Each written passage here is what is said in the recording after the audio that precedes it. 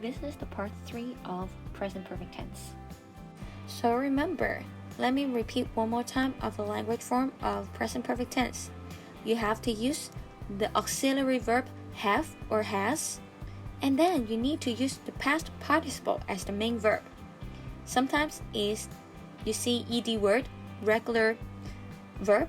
Sometimes you see irregular verb like go, went, gone, the gone, do, did, done, the done, eat, ate, eaten, eaten. And that makes a present perfect tense sentence. One more time. You need the auxiliary verb have, has, and then the past participle to form a present perfect tense sentence. So in this video, we're going to study more about past participle. For past participle, there are actually two types. First one is regular verb. Those end with ed, regular verb. For example, cooked, walked, dressed, learned, studied. And the other type is irregular verb. Those words that you need to change the spelling without just adding ed to the words. So today we are going to look into these irregular past participle. And many of you may ask how you can remember all the irregular past participles. Of course, you cannot remember all of them. But in the following part, I'm going to introduce the patterns of changing these irregular past participle. Maybe by knowing these patterns, it may help you remember how to spell those irregular past participle better. And actually, the spelling of these irregular past participle is changed based on how the words are pronounced. It's based on the pronunciation of the words. So when we change the words from the base form to an irregular past participle, we just have to make sure the pronunciation is right. You cannot change the spelling of a word to a word that you cannot pronounce. So that is the major concept behind the changes of irregular past participle. Don't worry if you don't understand what I mean now. I'm going to show you some examples and the rules now. There are actually 9 rules to help change the irregular past participle from the base form of the verbs. But of course, there are still some exceptional cases. But I'm hoping that by introducing these 9 rules to you guys, you will be able to remember most of the past participle that you need in your daily life. And to help you guys remember the rules better and easier, I'm explaining the rules in terms of the spelling of the words instead of the sound of the words. So hoping that when you see these letters, you know that there is a great chance to change into certain forms. Like number 2, when you see a word ending with a D, very likely you need to change the ending into T in past participle. So this is how I actually write these rules. So there are 9 rules that can help you. Number 1, there are some words that they don't need to change at all. And then some words ending with D have to end with a T. And some words, they have an I in the middle part of the word. You may change it into a U or OU. And then you may see some double E or EA inside a word. They may be changed to just one E or one E and end with a T. And then some words with EE or EA, you may just need to add a T to the words. And then some words that have EA, OO, double E inside the words, you may change them into O and then end with EN or N. And the last one, maybe some words with E, EA, double E, with the pronunciation of short E. You may need to change into O sound, spelled as OUGHT or AUGHT. Alright, this may be very confusing to you guys, and I'm going to show you the examples now. Okay, the first rule, no change.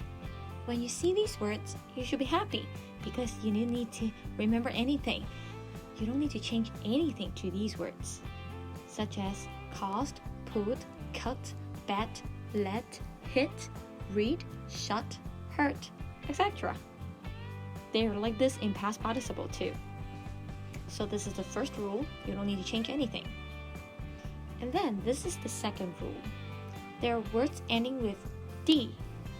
When you see these words, all you need to do is just change the D to T, such as bend into bent, sand into sent, build into built, spend into spent, lend into lent.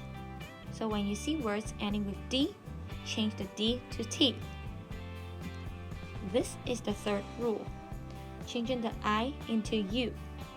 If you see the I in the words, you can see if you can replace it with a U, such as begin to begun, drink to drunk, dig to dug, ring to run. See? I can read these words with rhymes, so it's all about pronunciation. By changing the spelling of the words, they rhyme. The pronunciation is right. That's the rule of making past participle. And then the fourth rule. If you see I in some words, you don't just change it into U. You change it into OU, such as bind into bound, find into found, grind into ground, and wind into wound. Then if you see double E or EA, try to be lazy.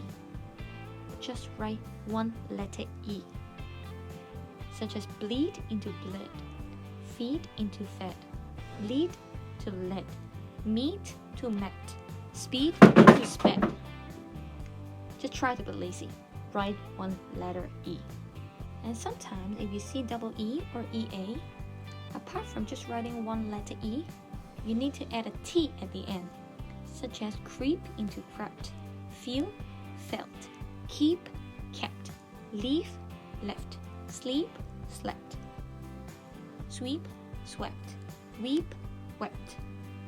Or some of the EE or EA words, all you need to do is just add a T, such as deal to dealt, mean to meant. And here comes the difficult ones. If you see EA, double O, or double E, some of these words, you change them into O and then end with EN or N, such as break to broken, choose to chosen, freeze to frozen, speak to spoken, swear to sworn, steal to stolen, tear, torn, wear, worn, wake, woken, weave, woven. And this is the last rule.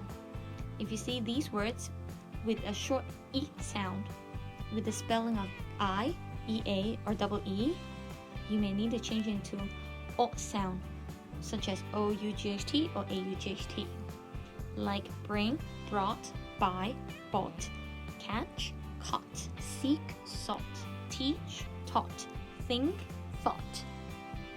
So that's it, all these 9 rules. But of course, please don't spend time to memorize the rules, because the more you try to use the past participle, you will remember by heart. And this is how I learn English too. I don't memorize the rule to spell. I just use the words. So right now, you may not remember all these past participle.